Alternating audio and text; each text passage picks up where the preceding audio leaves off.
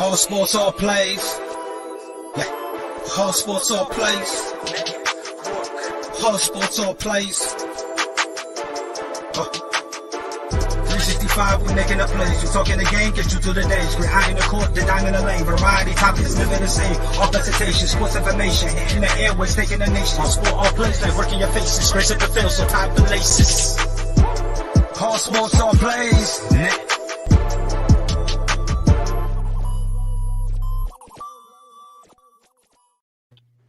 Whoa, what's up, gentlemen? I am filling in tonight on Keeping It Real. You know these guys.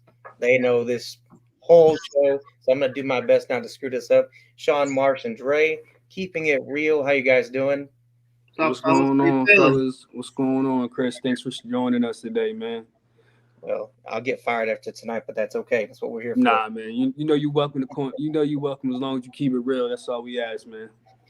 Well, let's dive in. Where you guys want to start? Looks like the Tom Brady's on tap. You guys want to jump right on in? Sure. Honestly, man, I wanted to the Tom Brady thing. Yeah, we could definitely talk about that. But with the whole breaking Sean Payton thing, I think we should, give that some justice real quick, man. That kind of shocked the whole sports world. I don't think anybody in the NFL saw that coming. I think that this is going to be one of those dominoes that we see that's going to be the first thing to go, the first topic, the first issue, the first major event to actually happen in the NFL this season. I think we're about to see a different NFL within the next couple of years. And I think this is one of the first things that we're going to see. We're so used to certain, these coaches and the Sean Paytons and, the normal Tom Brady's and the Aaron Rodgers. I think we're going to see a new regime as far as, what we're used to seeing. And it's starting now, man. Like, we got to face it, our dad's players are gone. Our dad's coaches are gone. And we're looking at a new regime. Like I think that hearing this news, I don't think Sean Payton, I think he's going to take a year off. I personally think he's waiting for that Dallas job to open up. I think he thinks that Jerry Jones is going to give McCarthy that one more year to see if he can get it done, which we all ultimately know he won't get it done. And he's going to take that year off, and he's going to maybe, I think he wants to coach. I don't think that he wants to rebuild with New Orleans. I don't think he wants to rebuild. I don't think he wants to go find a new quarterback. He knows Taysom Hill is not the answer as far as a quarterback. He knows, Jameis Winston's coming off that major knee injury. He not only did he tear his ACL, he tore like every ligament possible in his knee. And even with the healthy Jameis Winston, what are the Saints? So that's $74 million in the cap hole is what they are. Exactly. So I don't think that, not to quote unquote, Mr. Rodgers, Aaron Rodgers, that bad man, he doesn't want to be a part of a rebuild. Yeah, I agree with pretty much everything you just alluded to. It was just a complete surprise. I did not see that coming at all. Not at all. I didn't even think about it coming. I mean, you think of Sean Payton, he's one of the first things you think about when you think about the Saints. And then he had that long press conference. I think he just might be done. I think he might be going into a different path, and all these other rumors about him doing the Amazon. Yeah, Amazon. So I think that might be what he must have seen in Alley he really liked, and he took it. And yeah, it shocked the sports world. It's completely surprising. Didn't at all see it coming. I don't think anybody did. And I think he's done. And I think, like you said, I think the current state of the Saints didn't help. No quarterback, $74 million in the cap hole. They have a lot of stuff they have to do in this offseason to even get out of cap penalties, and I just think it was just too much for him. He's been around for a long time, so I don't blame him. Can't blame him. He put in his work. I mean, he had all them allegations in the past and all. He put in his work, and I mean, the game will miss him. He's a great mind. I mean, let me ask you this, Chris. Where do you put Sean Payton as a head coach? Do you feel as though that he is in the Mount Rushmore of head coaches? No. And I only say this because, he won a Super Bowl. That's what you want when you hire a coach as a GM and an owner. But there were years that they underachieved. They get screwed by the Rams, and that's the history. But they underachieved in years that I thought they really could have run the table. I mean, when they had Latavius Murray and Alvin Kamara in the same backfield, and Drew Brees, even after his prime, I mean, they should have dominated, and an offensive line to carry too, and they didn't get it done. He's a great coach, and he's going to be a Hall of Famer. Right. Mount Rushmore, that's a tough sell with the amount of coaches that have multiple Super Bowls. I think that as far as motivators, as far as how quick he can turn around a team, I think he's up there with that echelon as far as head coaches. I don't want to go as far as saying that he's in that Mount Rushmore, but I'll give him he's in that Bill Cowher stature, where I think that he's one of those type coaches where I think Bill Cowher, Sean Payton is along the same lines. I'll agree with that. I think it's a fair comparison. Right, me too. So Sean, what do you think going forward? What does New Orleans do? Because that's talk about replacing somebody. We all think that Aaron Rodgers and Tom Brady, that's going to be something that's going to be hard to replace. Replacing a head coach is tough too, man. Yeah, he motivates that defense. They play for him. They literally play for Sean Payton. So, and not only that, that's a team and an organization where you got to have the faith of that city too behind you. Yeah. So whoever they bring in to replace him, man, you better be able to stand on your 10 toes, man, because they will eat you alive down there. And I wish the best for that organization, man. And I'm be honest with you, I'm just thinking about this going forward. If I'm Jameis Winston, I'm one out of there. I don't want no parts of that. If I'm the Saints, I want Jameis Winston out of there. I'm sorry, say that again, Sean? If I'm the Saints, I want Jameis Winston out of there anyway. Yeah. I mean, I think that what else are you in? You're in full rebuild at this point now. I mean, you're not going to bring in a coach that's just going to immediately fill in Sean Payton's shoes. So I think it's impossible. I mean, it's unfair for anybody to really say that, because any new coach that's coming in usually is because a coach did a bad job. Right. So they got fired, so the expectations aren't as high, but you're replacing a Hall of Fame coach, as we were saying. So I think they have to completely rebuild. They don't have much of a choice. They're going to have to make a lot of cuts. They're going to have to do a lot of restructuring. They need a quarterback. Michael Thompson. Yeah, Michael Thomas. I don't know what's going to happen with him. It doesn't seem like he even wants to play there. Salary cap. Yeah. They don't even have that room to whole build. Michael Thomas They don't have room for situation. anything. That whole Michael Thomas situation, it just seemed like, how do you go from setting the NFL record as far as catches is concerned, and then like now you delay your surgery going into the off season? It just seems real. I don't want to be here, but I'm here. Yeah, sure. You know what I mean? Like it didn't seem like he had any type of urgency to be a part of the team. You know what I mean? And I think a lot of that too, like, stems from that organization had a lot of issues from when Drew Brees made those comments. We remember, when, he made, I'm not going to go there, but you know what he was saying. Mm-hmm. And I just think that team, man, that team, I think Sean Payton saw the dark end of the light at the tunnel with that team. And it's, that well is dried out, and he made an exit move. Yeah. But are you guys trying to place possibly a coach for next year? That's tough, man, because at least with a lot of other vacancies that are coaching vacancies are available, you can kind of look at the team and be like, okay, this is what's in place. Yeah. You don't know what's going to go on in New Orleans, even tomorrow. You don't know what the quarterback situation is. You got Taysom Hill, but you can't bank on him. You can't. You don't know if Michael Thomas is coming back. Alvin Kamara was injured last year. That defense is getting older. Like, that's tough, man.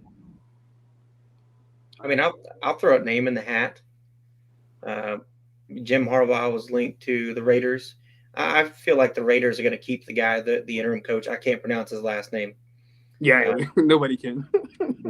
I think he's the right guy, and I think the Raiders are going to come to that point. Right. But I think this is a good place for Jim Harbaugh. He's a no-nonsense kind of guy. First thing he's going to do in the door is trade Michael Thomas. I would too. I think he quit on football. Get a 7th round pick, because I don't think he's coming back. I don't think it's really the injury. I think he's lost his love for the game. And when you do that, there's no motivation to do anything better. So I like him there. Jim Harbaugh, that's the name. What about you, Sean? What do you think? Who's a good candidate to go there? There's just so many. Jim Harbaugh would make sense. Like, it's just going to be hard to replace a Sean Payton there. If you bring in a young guy, I wouldn't mind if they brought in a young guy either, just for the rebuild. Won't have high expectations. Like a Jim Harbaugh is going to want to, if he's leaving Michigan, he's going to want to go to a great situation where he can win right now. Right, he's going to want to go. For him to want to leave Michigan. Yeah, he's going to want to go to that upper echelon Cowboy, New Orleans type of thing, where he's in a situation where he can win now instead of rebuilding. Because if he's going to do that, he might as well stay in college. But what if Aaron Rodgers were to pop up and it's a package deal? Jim Harbaugh or somebody else says, if you get Aaron Rodgers, dude, I'm in. I'm coming to New Orleans. If they could find a way, that would make a lot of sense. But it's the cap. The cap is just so bad. Yeah, man. I don't know what's worse. Like, what would be the difference between Aaron Rodgers leaving Green Bay with their cap situation and then going to New Orleans? They're both worse, man. They're picking the worst of two evils at this point, man. And it's not like they have a super early pick, and it's not like this draft class is it's not very known for quarterbacks as of right now. So it's going to be tough to find a quarterback right now. It's going to be tough sledding on that Saints team. I think they're going to be in a rebuild for a couple of years, so I wouldn't be surprised if they maybe bring somebody up within the organization for a little bit. I'm not exactly sure. Andrew Butler said Brian Flores. I could see it. I mean, that defense would be filthy. I hear it, and I love the name Brian Flores, but I feel as though that if you're going to give Brian Flores a second chance, don't go to New Orleans, man. You shouldn't have been fired in the first place. And second, you don't want to go into a situation where you're not set up to win. Like, I agree, great coaching candidate. But if I'm Brian Flores, no parts. I want no parts in New Orleans, man, because you want to be able to prove that Miami wasn't a fluke. You know what I mean? Like, you did what you were supposed to do in Miami. You shouldn't have got fired. I don't want to go into a situation where I don't have my number one asset as far as a wide receiver. Alvin Kamara, like, we might have to redo his deal. Like, I don't have a situation with a quarterback that's, legit. Like, I don't want to do that if I'm Brian Flores. I kind of agree with you, Sean, where the best thing for New Orleans at this point is putting that Band-Aid on the team right now and just bringing somebody up through the organization, and then seeing if you can get some type of development, get the salary cap relief, do the Band-Aid thing, for a couple years, see if you can groom something within the team organization, a new culture, and then maybe try to go get the splashy name once you get something developed. We were talking about the Aaron Rodgers situation. Let's go to that wild behind weekend we had of divisional football. I don't know about you guys. I've been watching the football a long time. Chris, Sean, that was the best football I've ever seen. Divisional playoff, just period. From every aspect of Saturday's games to Sunday's games, everything was just nostalgic. It gave me like, wow, this is why I want my wife to leave me the hell alone for these 2 days, because of these moments at this point right now. It was great football. I just, oh man, it made me forget for a second the Cowboys lost the way they did. It almost made me forget that. Let's talk about this Aaron Rodgers situation, man. Wow, man. How do you not get the monkey off your back with San Francisco? All right, that's tough, Sean. What's going on? How do you feel about that, man? I've been a big Aaron Rodgers fan since Cal. I've always liked Aaron Rodgers. He's been the quarterback I've rooted for even before all this COVID stuff. So I stuck with him. I've always been an Aaron Rodgers fan, but for whatever reason, he just doesn't get it done when he has to.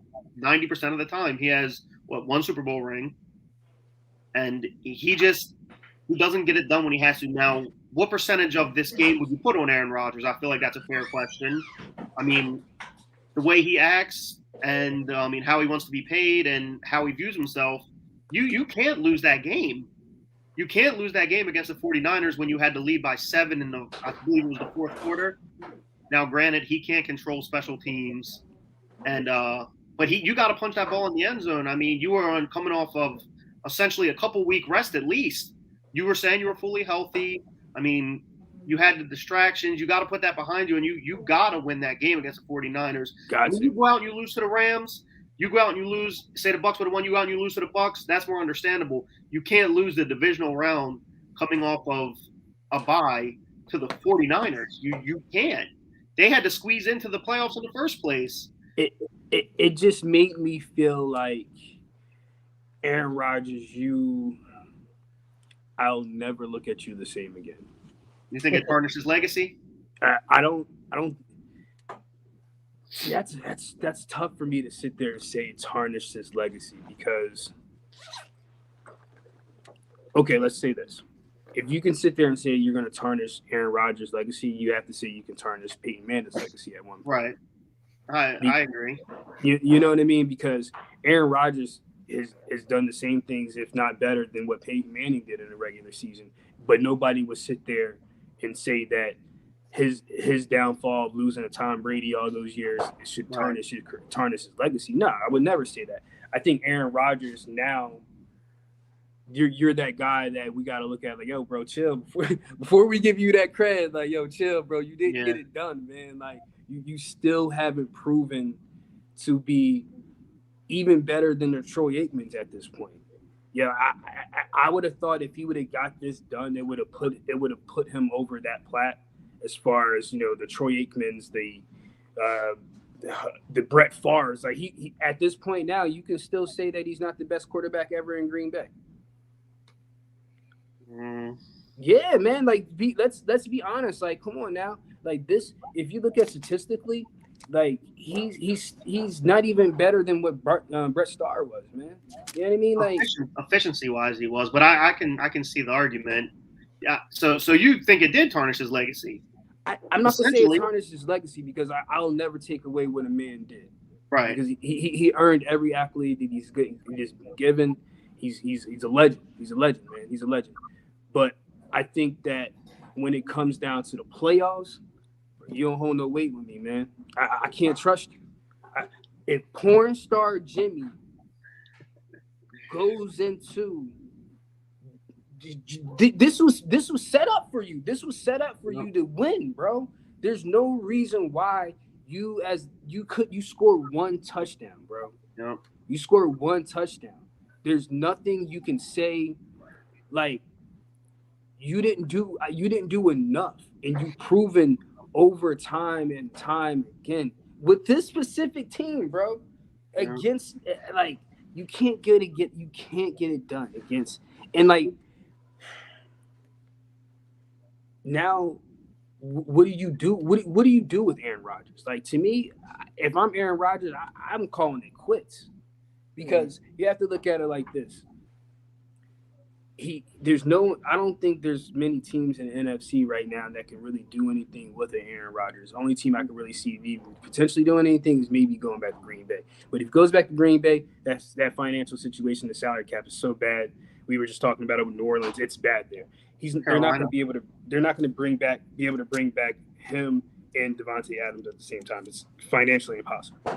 And if they even do that, then they're going to have, all of our kids playing on defense because they're not going to be able to afford any guys that's on defense that they have now. So it's going to be one of the options. Like, you're going to pay your receivers, but you're not going to have any defense. So then you got to protect a year older Aaron Rodgers. So where are you going to go? And if I'm Aaron Rodgers, the last thing I want to do is go. I know me and you, Sean, we talk off air all the time. I don't want to. I was thinking about it, before we got on the show. I don't want him to go to Pittsburgh. First of all, for you, I don't want him to go to Pittsburgh for you. No. But if he goes to the AFC, that means that old man has got to deal with the likes of, Herbert, Mahomes, Lamar, Burrow, Josh Allen, mac and cheese. The AFC is loaded with potential, like Hall of Fame quarterbacks. They've got a draft class of Hall of Fame quarterbacks that he would have to actually go through that gauntlet. Who wants to do that? He's not going to want to do that. So at this point, you have to really decide, am I going to stay in Green Bay because this is the best situation for me? Or what else is there left for me to do? And to be honest with you, seeing how Aaron Rodgers is and this type of ego that he is, I think that man walks. Did you see on the he was on the Pat McAfee show, I believe it was today. He said that he knows Adam Schefter and all them guys like to get the stories. He said he will be making his decision on the Pat McAfee show live first before he goes anywhere else because they're so close. And he also said he will be making a decision before free agency. So because he doesn't want to leave the team off in a bad state. So to me, that kind of seems like he already knows what he wants to do. Yeah, I think he's going to retire. Yeah. And go host Jeopardy or whatever he wants to do. He can do whatever he can podcast. I mean, he can do whatever he wants to do. Did you see, Chris, did you see Matt LaFleur's face when he was talking about it today? He literally, oh my goodness. So they had a little, did you see it, Sean? Yeah. Yeah, they had a little, after, they have a little, I talked to Aaron and, I won't ever disclose whatever personal information. He looked sick in his face, knowing that, bro, I've got Jordan Love going into the next season. And he looks absolutely sick because he knows in his mind, he knows after he just walked out of that situation, man, this man don't want to go into another rebuild. I can't even get it done with the players that I brought back Randall Cobb for you, bro. And you still couldn't get it done. Like he knows LaFleur is the done. I have a long answer because I want to go back to whether this tarnished his legacy. I say no. And I'm going to say this because he basically just proved why he was upset that they drafted Jordan Love and not a receiver. When you hit the playoffs, you have to be built to spread the ball. He has Devontae Adams and who? Name another receiver that can go get open. He throws Adams open. He can throw some of these guys open, but not everybody's Devontae Adams. They skipped a receiver that would have put them in the Super Bowl now to get the guy that might play next year. Yeah. That's why he was upset. He's justifying that by this performance. San Francisco made a game plan coming in. We're not going to blitz 6. We're going to blitz 4 or 5, and we're going to make somebody other than Devontae beat us. Yeah. And they won that game with that philosophy. And that's playoff defense. We're going to take away your best asset. The guy that doesn't make plays in the regular season, he's going to have to beat us. Yeah. And he didn't. That's just playoff football. Now, where does Aaron Rodgers go? He does not retire. I got a crazy scenario that's going to work out. Russell Wilson doesn't want to be in Seattle. So we're talking about a sign and trade or a tag and trade, however it ends up being. Aaron Rodgers, Russell Wilson. The Seahawks probably still have to throw in a first-round pick. I could see that being the asking price. But this puts Russell Wilson back in the same state he played college. This puts Aaron Rodgers in a situation where DK Metcalf becomes his Devontae for a couple years, maybe. But this gives a fresh start to both teams. It gives them the opportunity to absorb cap on both sides and offset in future years so they can build around it. And the Packers take that first-round pick, put it with something else, and go get Jameson Williams. He is the go-to guy in this draft. You put him with Adams. Russell Wilson gets the Packers back to the playoffs next year. That's win-win for both teams. So the only thing I got to sit there and burst your bubble on this one, Chris, and I just got to burst your bubble. And I'm going to speak from the culture. I'm going to speak from the black culture. Sierra, black behind, beautiful female, that black woman is not going to Wisconsin watching football, bro. She done had her time in Seattle. Listen, man, no. That Russell Wilson. What happened? She's got a TV.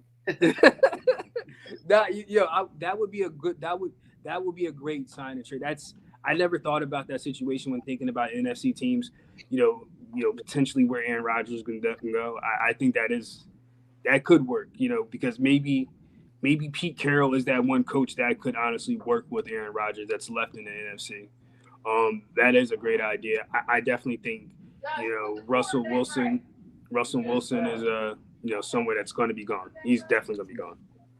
He wants to. Wisconsin, I don't know. I don't know. My girl Sierra gonna be out there and 1-2 stepping out there in Wisconsin. I don't know about all that. Maybe New York. I got a feeling Russell wants to go. Maybe New York. Oof. I wouldn't personally. Neither one of them teams. To be honest with you, you know what I think would be. I'm not going to talk too much about the Russell Wilson situation, but one place I do go before we go into the next segment, I think Russell Wilson should go to Washington. That's a good fit. Mm-hmm. I think their defense is already set up for them. They had a lackluster year this year compared to last year. I think they'll bounce back. Chase Young will be there. They'll rebuild on that defense. Ron Rivera is already a great coach. You put Russell Wilson. I love Tyler Heineke, great quarterback. He's Tony Romo 2.0. But Bobby Russ to the Giants. No, man, I wouldn't want my man. He's been scrambling his whole life in Seattle, man. So I don't know if he wants to go to New York. But that offensive line in New York is terrible. But I think Washington, that's a great spot for Russ, man. He's got Scary Terry out there. He's got the weapons. That's whew. As a Cowboy fan, I'm just thinking about that. That would be scary to face Russell Wilson twice a year. Washington's a quarterback away from being a team that can compete with anybody. That's another team Aaron Rodgers could go to. There's a couple. Washington makes a lot of sense. You opened up Pandora's box, man. Like, there's a couple teams. Broncos are a quarterback away. That is a quarterback away. There's a couple teams a quarterback away. Aaron Rodgers has been linked to the Broncos since the beginning of last year, so I wouldn't be surprised on that either. And the only reason why I say, and that just goes back to what I was saying, I wouldn't want to go to the AFC, man. I wouldn't want to have to face, Patrick Mahomes twice, Justin Herbert twice, and the last thing I want to go, if I'm going to AFC, the last thing I want to do is face them two teams 4 times a year. Yeah, that's tough. And then not only that, you still got to face the Raiders, who are no slouch. Yeah, Derek Carr's not too bad. He's not horrible. Yeah, Derek Carr's not too bad. I don't think Derek Carr stays in the Raiders. I think he's coming to Philly. I think he's gone. Yeah. To Philly? Yeah, I think he's coming to Philly. Rolling with Jalen Hurts. I think I live. We're out here. Yeah. That team will say all they want about keeping Jalen Hurts. They'll say everything they want to say into his face, but damn well, if they sit there and Russell Wilson gets dangled, they're trading those 2 draft picks to get Russell Wilson, or they're two out of those 3 draft picks to get Russell Wilson. You'd be stupid not to trade for a healthy Russell Wilson for 3-4 years over Jalen Hurts. Absolutely. You'd be stupid I'm doing that all day. Yep. I'm doing that all day. All right, so let's. We were talking about all the quarterbacks. Let's go into this whole GOAT, man, the GOAT situation. That was tough, man. Like that was another crazy divisional game. That Matt Stafford, man. What can I say, man? That's a bad. You want to say bad man? That's a bad man. All that, Dan Orlowski. Respect to you, my boy. If I can get Dan Orlowski to watch this right now, you've been saying it since you ran out of bounds in Detroit that Matt Stafford was legit, and he proved it, man. Like, what else can you say? When he came in LA, he said, I want to be able to play football in January and play memorable football that counts for something. And I just want the ball in my hands. You put that man in the position to win, and what has he done? Beat the GOAT. You beat the GOAT, bro. And you can't even say he how certain situations where you get Jimmy Garoppolo and you don't lose the game, but you don't win it for you as a quarterback. He's not going to win you the game. Matt Stafford went out there and slung that thing. Yup. He slung that thing, and I feel nothing but respect for him to go out there and you out-goated the GOAT. Yep. So that to me, seeing Tom Brady see that and damn, man, my wife wants me to come home every day. I think there's certain things now that he's got to really take into it. You got to take that stuff into consideration, man. You're not 35, 40 years old. You're not even 40 years old, bro. You know what I mean? You're 45. You're at a point now where your kids want you around, man. What else is there? What else could you do at this point in your career? And that's I had this argument for the past week, like, he's not going to go out like that, and there's no way that you can, go out with a loss like that. Like, 1, 2, 3, 4. How many does he have? Plenty of reasons. He's got plenty of reasons to go out the way he wants to go out. He can ride off into that sunset. Like, this is not the NBA. Like, of course, like, I think people want to be able to, like, prepare for his. You can't write how you wanted him to retire, and that's the thing that I hate about the media. Like, everybody wants, let's give him his swan year, and make sure that next year we make his whole going away farewell, Paul Pierce farewell tour. Like, no, bro. Like, it's Tom Brady, man. Let that man go out on his own terms, man. Like, it's let that man go. Let that man. You think he is gonna go? What? Yeah, he's done. What else? You think he's done? Yeah, he's done, man. I don't. He's done. That's the one thing. I think Rodgers may be done. I think Rodgers has a better chance of being done than Brady. I don't think Brady's done. Now, I will say, taking them hits from Aaron Donald and Von Miller without his left tackle being in, that may have swayed him a little bit. And what did we say last week? We said this last week, Sean. With Tristan Wirfs being out, we're not disrespecting the GOAT. We're talking about the situation that he's got, what he's going into. And everything that we said on Keeping Real last week literally happened. We said, I will never disrespect the GOAT.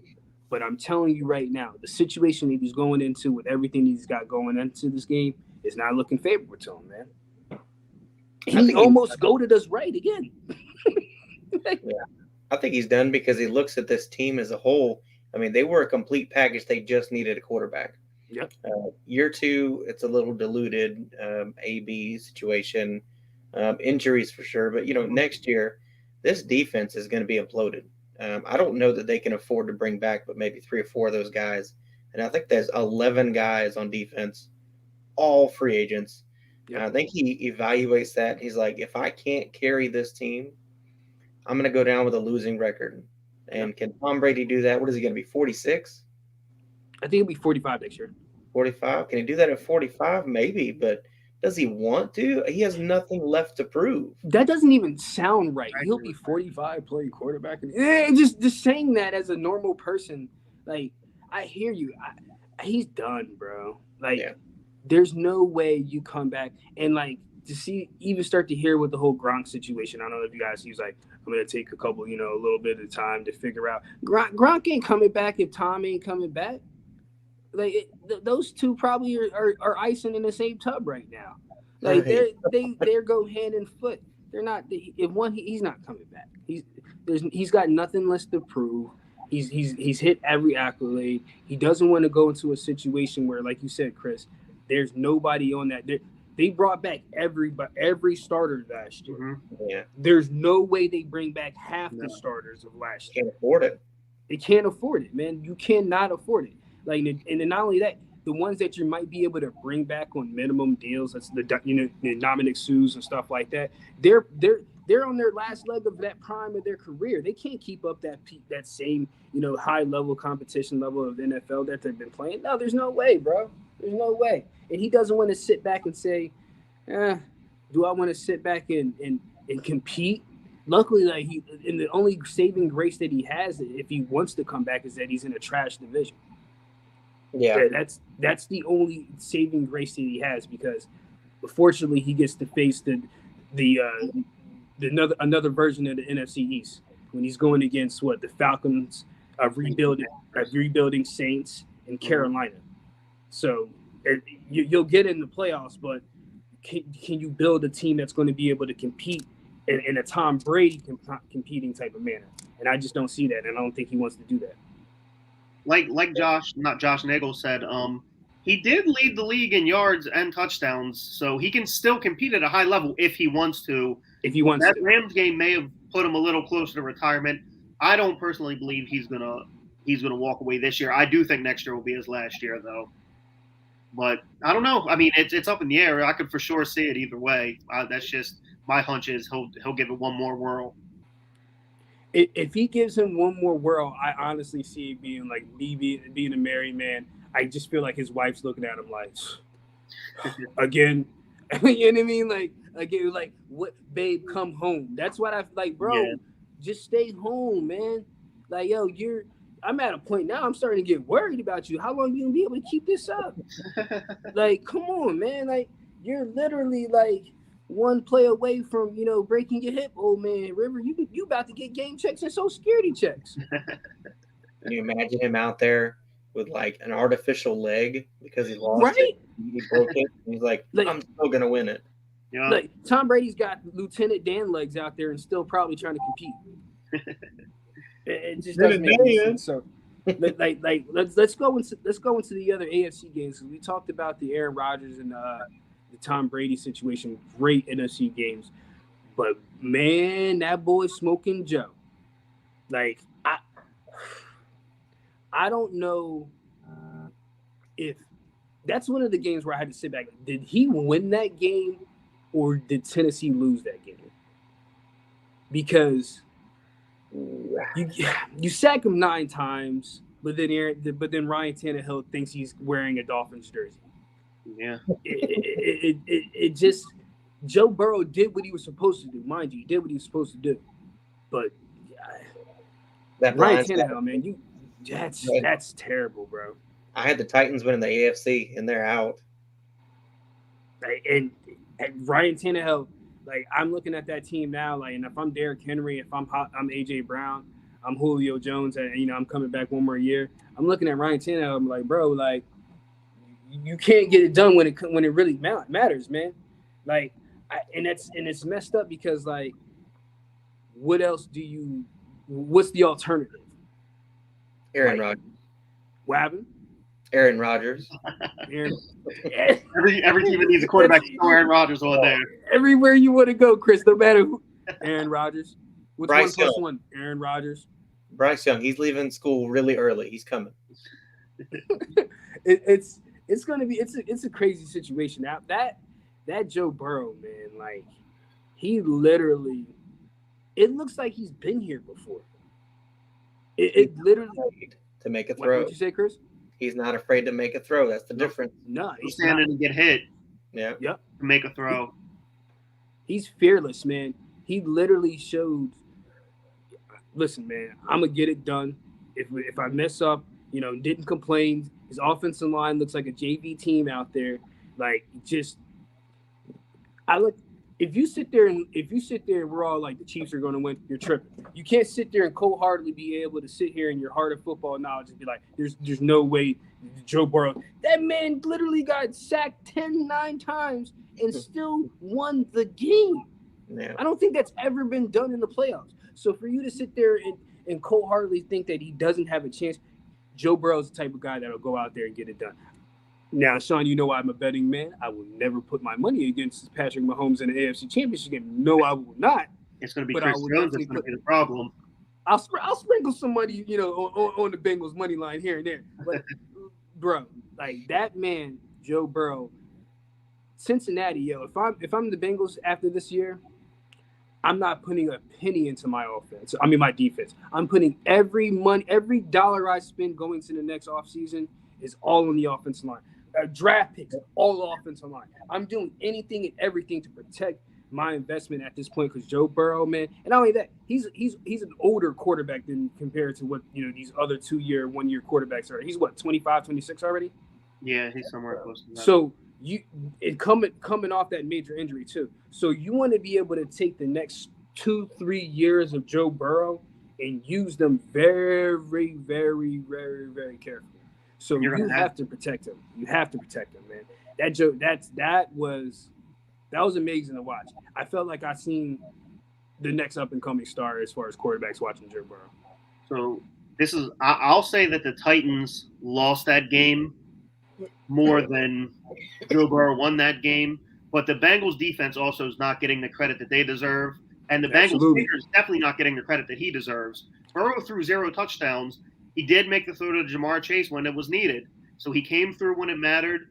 I think it was just more Ryan Tannehill being Ryan Tannehill. And I want to know when Mike Vrabel when he gets a little bit of blame, because I think the Titans have now lost 3 straight playoff games when they were home for all of them and favored. Yeah. I mean, he's a great coach. I'm not saying he should be fired, but I'm saying coaches have been on a hot seat for much less than that. Yeah. Now Ryan Tannehill is his quarterback. I'd rather have either one of you two at this point than Ryan Tannehill. But he has those weapons. He had Derrick Henry back. I mean, Derrick Henry clearly wasn't 100%, but he was getting some carries. And to me, a great comparison with Ryan Tannehill. He's Tony Romo. He's not even that good. I wouldn't even give him that much credit. Whew. I'd say he's a glorified Alex Smith. He's a glorified game manager. See, I think Alex Smith was great. I think Alex Smith could have been, if he didn't, have all the devastating injuries, man, he was great. Man, he was great in San Francisco before Kaepernick got there. And granted, I love Kaepernick, but if Kaepernick didn't, Alex Smith should have still had that job. Well, what I'm trying to say is he's nothing more than just a glorified, a little advanced game manager. He can win you games when it matters. He needs a good running game. He needs good wide receivers, and he's never going to win you a Super Bowl. Yeah, I don't think. Yeah, I'm gonna be honest with you. I think he's in that Baker Mayfield category. Yeah, I would put him there. I'm gonna say there's not a quarterback right now that's going to step in and win a Super Bowl with that offensive line. That was pretty bad. Both sides were really struggling, but that Tennessee offensive line, I mean, they didn't have to blitz 3. They were getting home with 2. Yeah. That's bad. It was bad. It literally looked like neither team were playing like for Mississippi and just going. They didn't block at all. Like neither team blocked at all. Like speaking and as far as McPherson, man, did you see those trick shots that kid was doing a couple years ago? Yeah. Did you see that? On YouTube, my man kicked a football and knocked the top off a Gatorade bottle. Yeah, that's crazy. It you got it, bro. Like any inclement weather, you got it, bro. He's a legend for that. So that was crazy, man. That was crazy. In the last playoff game, what was it? The Bills and Chiefs. Bills and Chiefs. How could I forget the Bills? The greatest football game anyone has ever seen. Like it lived up to every expectation. And I was sitting there and I was watching the game with my boy, and I was like, "Yo, man, I feel bad for the Super Bowl." Yeah, because it's not gonna live up to that. It's not gonna live up to what we just saw with that game. No matter what, whoever the matchup is, if it's Kansas City versus Jimmy Garoppolo or the Rams, it's not gonna live up to the Bills and KC this year. That was the greatest playoff game we've probably seen in the last probably 5 years, and it was better than the Minnesota Miracle. When Jefferson ran it in, it had everything. Josh Allen, just great football. I feel bad for Josh Allen. I feel bad for him. Like, do they change the rules with OT? Like, no, you don't, because you should have won the game when you had 13 seconds left, bro, and your team didn't do it. I feel bad for you, but you can't change the rules because you're mad. Yeah, it's just what it is, man. Like if that was the case, when it worked out in the other team's favor, their time, like you can't be mad when it doesn't work out in your favor. And not only that, I looked up a stat where it's only 20% of the time whoever wins the coin toss wins the game. So it's not like it's a major advantage to win the coin toss. You just got to play your defense, man. Just play your defense. I just think that game, man, it just showed us that Josh Allen versus Patrick Mahomes is now going to be the new Brady versus Manning. And we have the privilege to see the next decade these two guys going back and forth, man. And I cannot wait. I can't wait. And I can't wait to see Andy Reid be the new Bill Belichick. It's just NFL. It just proved with that game and this weekend that it's the best sport we have. Hey, Sean, you want to take this one real quick?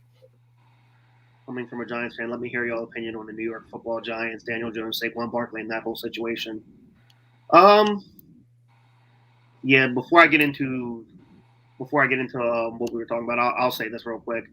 The Giants, they just did they hire the coach? They didn't hire a coach yet, but they have somebody that they really like. Apparently, is what a report said. It's actually said that they really liked Wink as their defensive coordinator, who just randomly left my Ravens. But Yeah, the Giants, I think they rock. I think they stay with Daniel Jones for now. I think it may be time. I don't know how Saquon Barkley's contract looks towards their cap, but if it's bad, I think it may be time to move on from Saquon Barkley. You can't move from Saquon, bro. If I'm whoever the Giants, and not to interrupt you, man, because no, go ahead. I hate the hate for the Giants, because you know why? Daniel Jones is he's not a great quarterback. He's nothing to be, No, I agree with that. But I think they have the tools to become something if they develop that offensive line. And I think that's the only thing they're missing. We always say, oh, this team's a quarterback away from being a contender. A lot of teams are an offensive line from being away from being a contender as well. You give Ryan Tannehill an offensive line, he looks a little bit better. You give Joe Burrow an offensive line, he looks like Joe Montana. So I think the Giants have to start there, and not only start there. I mean, Joe Judge, man, he's a joke as of a coach. So you have to again change that whole culture of a team. But again, I'm one of those believers. You start with an offensive line, you win out there from there. Well, I think it starts with bringing in a head coach that can obviously has a chance, knows what they're doing. Anybody's better than Joe Judge. So I think the Giants can be okay, but their defense needs – I guess their defense is okay. It needs a little work. I'm not exactly sure about their salary cap situation.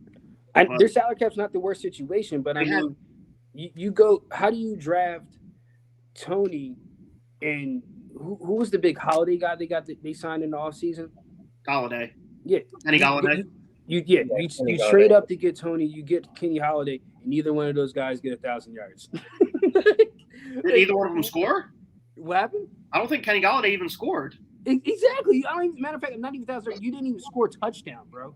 You traded up to get him. He was horrible. And you signed Holiday, when you already had Shepard, you already had enough wide receiver tools. That organization as itself is just doomed, and it's going to take someone coming in to just redo that whole thing, man.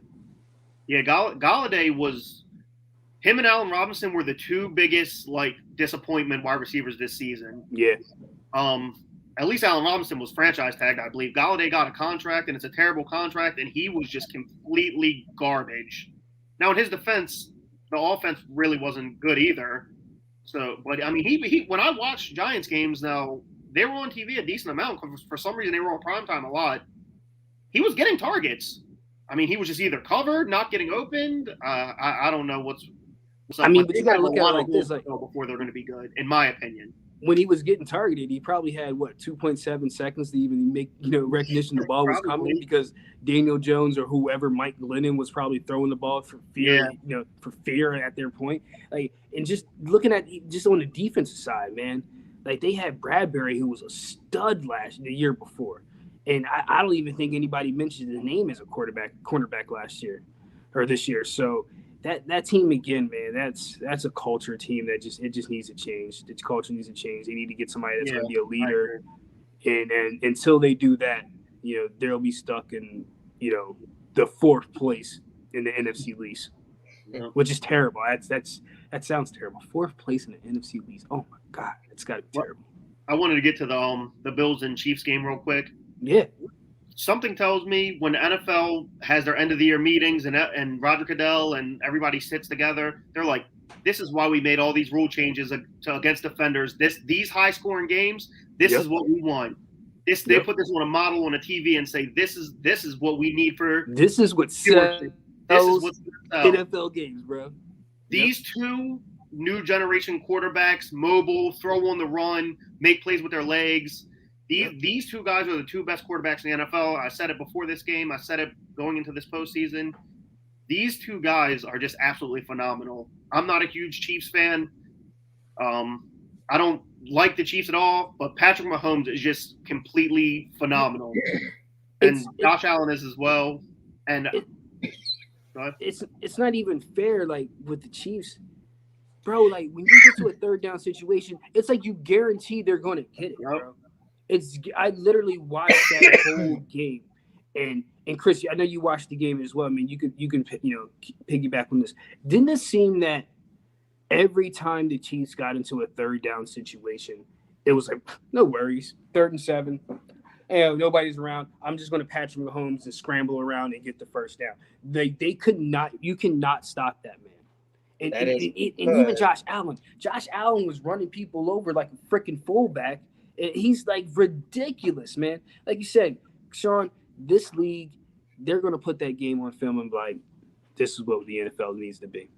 Yeah. All those 3rd and longs you saw, you can pretty much bet on every single down. The Bills went into a 4-3, kind of a disguise. They tried some cover 2, but they were in disguise. And the spy just drifted. He didn't put any pressure. He didn't stay within 10 yards.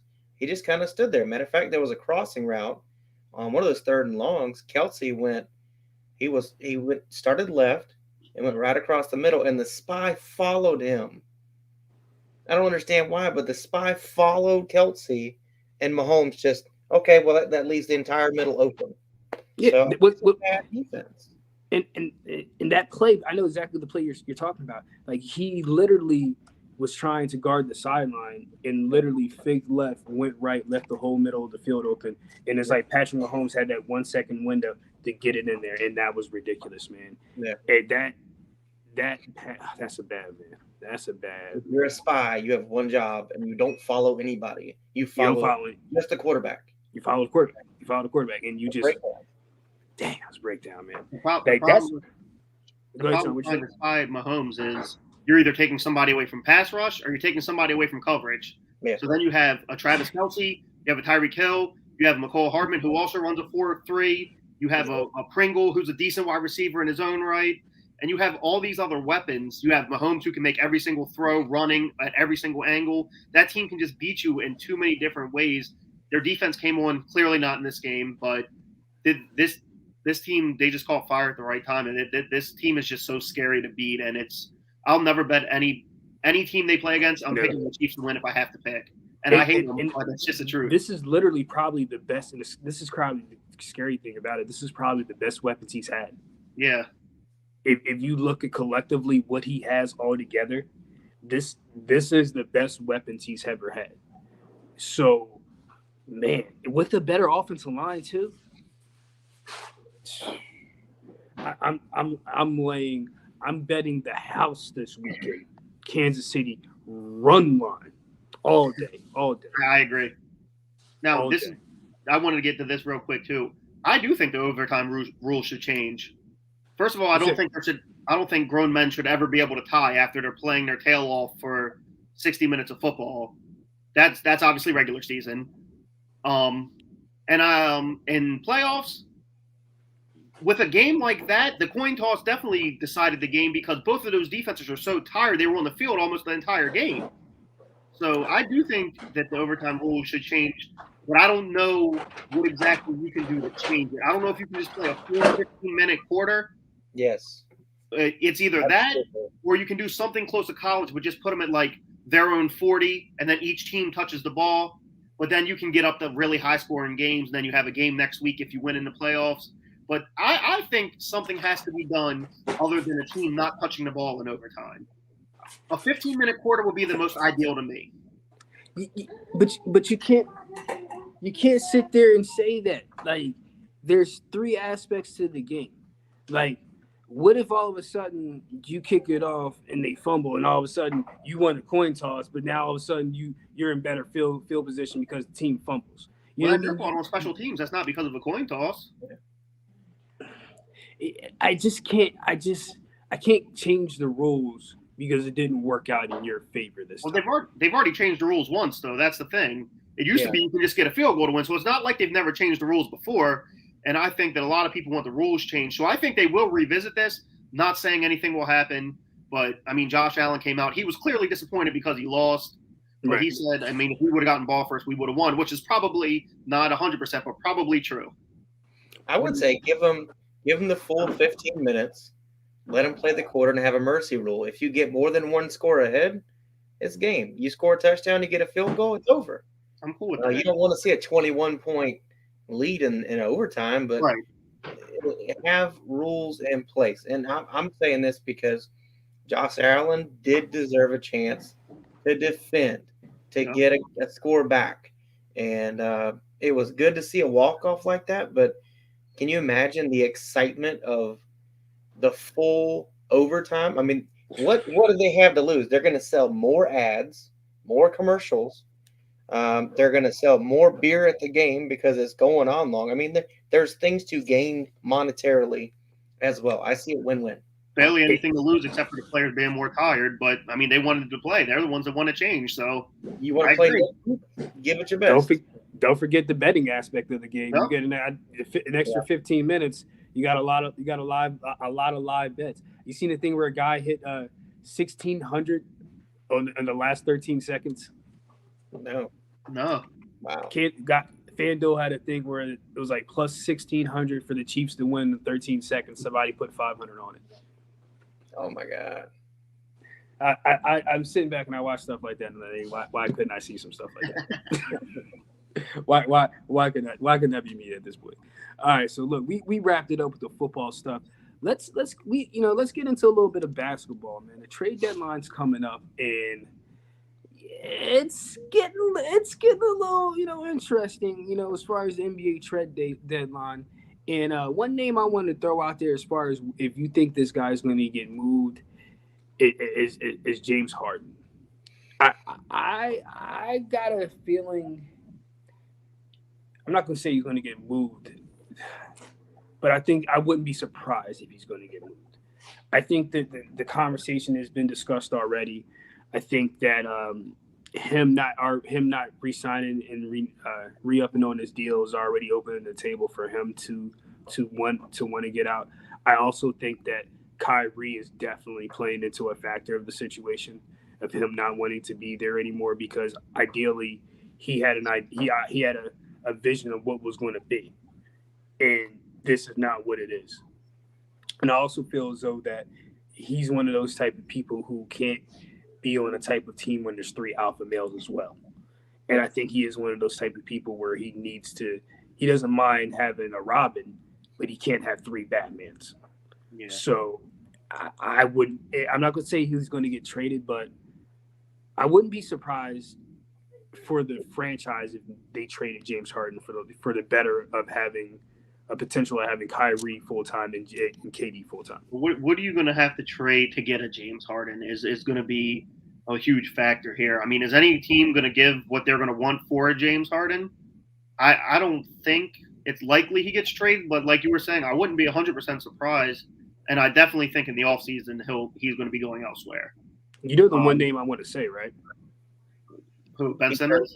You already know, bro. Oh, I thought you were going to say Damian Lillard, and he's hurt. Nah, Dame ain't going nowhere. Here's the thing. Oh, go ahead. Sorry. Go ahead, Chris. You go. Yeah, you're good. Here's the thing with James Harden.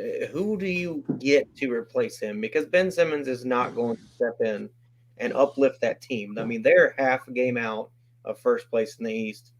The only player I could see, if healthy, that lifts them up is Dame, and he's hurt and he's not going to get traded. You can shift him around to places like, let's just say Anthony Davis is available, which he's not. He's a guy that could come in and add a swag to that team, and Durant could go back to the perimeter and just do his thing. And Anthony Davis can anchor the inside, but I don't see the Lakers trading Davis away. I don't see it happening. That's the thing about Durant is one superstar that I think he can play with anybody. Yeah. I think Durant doesn't have to have the ball. He can adapt to what he has to adapt to. Absolutely. And people can hate on Kevin Durant as much as they want, but now that's a bad man. He can play with anybody in the world that he has to play with. It doesn't matter. He can be with 5 superstars.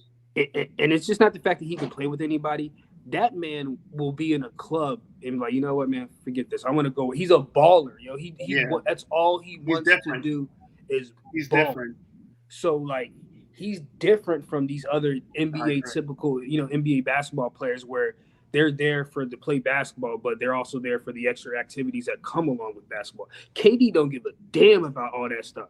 That man wants to go out there and take your heart on that. He's got that Mamba mentality. He's got that dog in him. He's got that dog in him. So that's like you could take James Harden and leave him with everybody that's on the Nets, and the Nets team is not going to be as how they would be if Kevin Durant was just there by himself.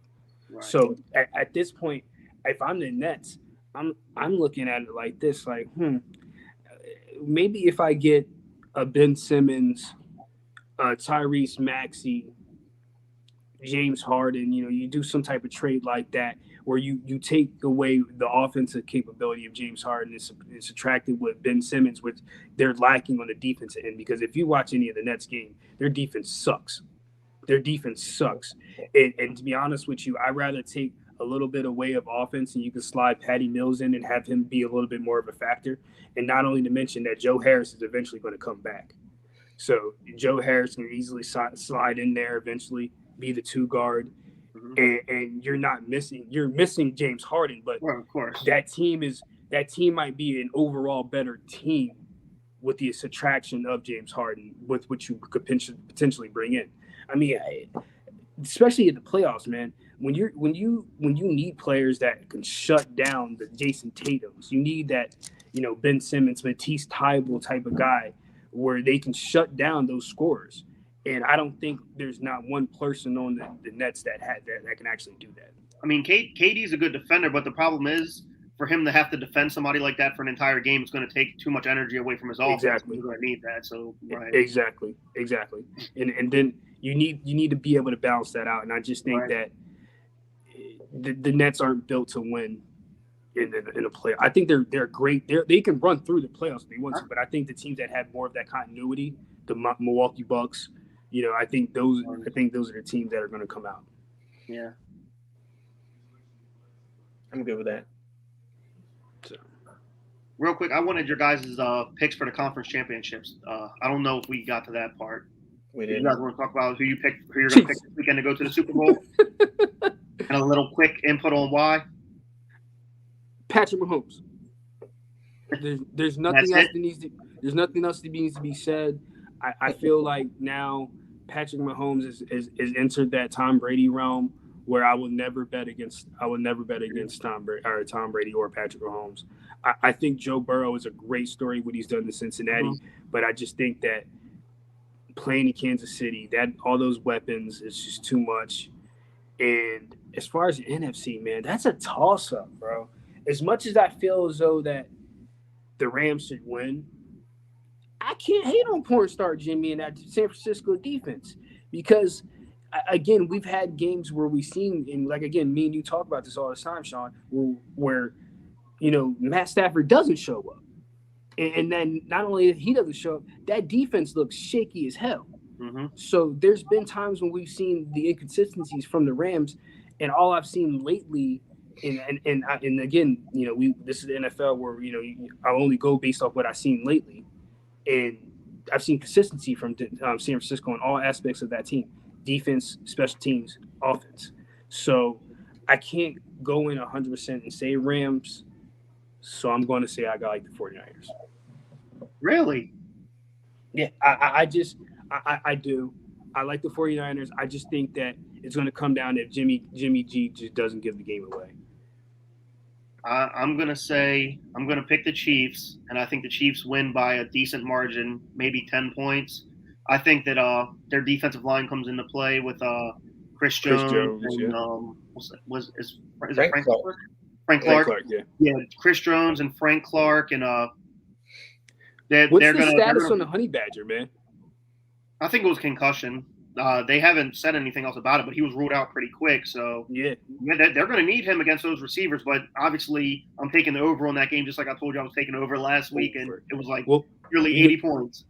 Me and Sean, we'll be talking Sunday early morning. Yeah, yeah. I'm going to pick the Chiefs to win by 10, but I'm going to say it's like 35. I guess I'll pick 11. I'll pick 35-24 or something like that. Yeah. I think it's going to be a firework game, exciting. I think Tyreek Hill has a huge game. 24 just seems so low for the Cincinnati to score, bro. Yeah, I know. I think their offensive line is going to come in and struggle again. And Patrick Mahomes isn't a Ryan Tannehill. He's going to take full advantage of that. And then as far as the NFC, I'm going to pick the Rams. The 49ers are 2-0 against them this year, and they've been so good against the Rams. but I'm a Sean McVay stan. I've talked about this a couple of times on this show. The few times I've been on here, I'm a huge believer in Sean McVay. I mean, I said it last week when Freddie was like, "Well, they got Bruce Arians." I said the Rams have Sean McVay. I mean, there's no comparison there. Sean McVay's took Jared Goff to the Super Bowl. Matt Stafford is 1,000 times better than him. You see what happened now. So I think the Rams get there. I think the Rams win, but I do think it's a close game, probably low scoring. Deebo Samuel is a bad man. Can't count him out. George Kittle, obviously. I think maybe the Rams win by 3. A Matt Gay game-winning field goal. That's I'm going to say Chiefs-Rams Super Bowl. I like that. I am going to start in the NFC. I do think the Rams win. I don't think it's as close as you think, because I look at this game, and it's what I was saying before. You build a team for the playoffs. You play different in the playoffs. I think you're going to see Jalen Ramsey take Deebo Samuel completely out of the equation. He's going to make Jimmy G find Kittle more often. And for Kittle, I mean, who does he get matched up with? Leonard Floyd? Does he get matched up against a safety? That's how you play the game. Or Von Miller. I'll take Leonard Floyd's cover skills right now over Von Miller. I don't know, but I go with safety too. So I say that's going to be a game where the Rams defense decides it. Mm-hmm. I don't think it's a high-scoring game at all. I think this is going to be 17-10 Rams. See, I feel like the lower scoring the game is, the better chance San Francisco has. I would totally agree, but this defense is different. The Rams defense, their front 7 is different. I mean, you're talking about Von Miller on one side, Leonard Floyd on the other. You've got, it doesn't matter where you put him. I mean, how do you stop a guy that is 320 pounds and runs faster than your car? If I'm San Francisco, and I know this will never happen, right? But pretend we're like in the backyard playing football. Wherever Aaron Donald lines up, Trent Williams, you shadow him. You know what I mean? Like, I don't want to take a chance of this game of lining up my right guard and all of a sudden Aaron Donald just beats him like a child that stole something. Then you're probably just going to have Von Miller against your right guard, and that's why they brought him in. Like, it's crazy what that, like you say, Chris, it's crazy what that defense can do, no matter what angle they're at, wherever they're coming from. I gotta say that I agree with you. I don't know, man. Just something about San Francisco is different, bro. I don't know, man. Like, Kyle Shanahan's been there, bro. He's been there. Yeah. So maybe he gets over the hump. Like, I agree. Like, the Rams are a better team, but the Cowboys were a better team. Packers were definitely a better team. The Packers were a better team. Cowboys, you know what I mean? Coach. Yeah, we're going to need 3 hours for me to cry and then about a better coach as far as Dallas is concerned. So we got AFC. So AFC, I'm going to give it to the Chiefs, but I'm going to put an asterisk. If the Bengals offensive line shows up, that's a game. Mm-hmm. If they play way better than they did last week, that's a game. If not, this is not a game. This is 41 to 20. I mean, it could get that ugly because Mahomes is not going to back off, like you said. He's going to find his routes. He's going to hit them wheel routes. He's going to hit those outs, and he's going to get Kelsey standing wide open somewhere. Mm-hmm. So they're going to put up 40. I just don't know if the Bengals can match them, because if they can, we're looking at like 49 to 47 or something crazy. We're first one to 50. Exactly. First one to 50 wins. Absolutely. We win, yeah. So that's me. And then I don't know. I didn't want to make a Super Bowl pick, but if you're looking ahead at like a Chiefs-Rams, I mean, I've got to give it to the Rams. If it comes to that, their defense is going to match up play for play, spot for spot with that offense. And then it comes down to the Chiefs defense. Can they play up to that par? Now, if it's the Bengals, for some odd reason, I think they give problems to the Rams defense. They have more dynamic weapons at the receiver position. They could overpower you rather than run around you. Jamar Chase, Right. he's got the skill set for every route in the book. Mm-hmm. He can burn you everywhere. Yeah. And not taking that away from Tyreek Hill, but Hill's thing is, I'm going to run past you. Yeah. Tyreek Hill, he's a great route runner, but he's better known for after he gets the yak. He's getting yak. The only thing about the Bengals matching up against either one of the NFC teams is the strength of both of those NFC teams on their defense is their defensive line by far. Yeah. We didn't even talk about the 49ers defensive line with Nick Bosa and those boys. So I don't really like a matchup against either one of those teams for the Bengals, as the 49ers have already beat them once. But, I mean, the Bengals have already beat the Chiefs, so that doesn't really matter in the regular season. But, yeah, it should be interesting. I'm looking forward to it. It's going to be fun. So, look, before we wrap it up today, let me ask you guys a question, man.